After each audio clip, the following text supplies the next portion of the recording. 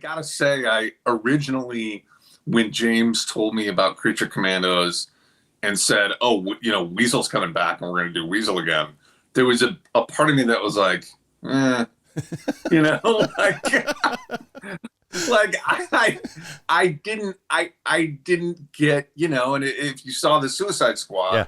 Weasel is kind of played for laughs, which is fine, but it's also like sort of it's like, when I heard, hey, I'm doing this animated show, and it's like, oh, so I get to go like just grunt and whine and Right. for 7 episodes and just make weird noises. And I was like not overly thrilled about it. And then we talked about GI Robot, and I knew I was going to do his voice too, which I was really excited about. Yeah.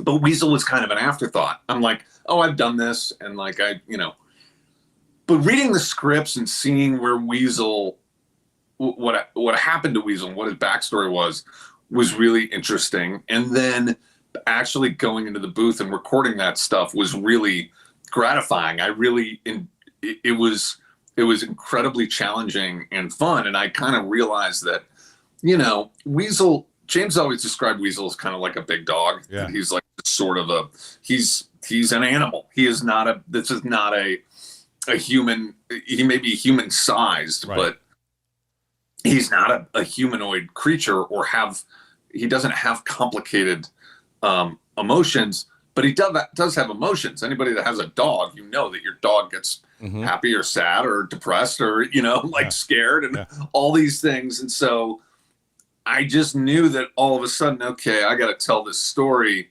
using a different toolkit than you usually use as a performer. And so I still, I still have those like kind of grunts and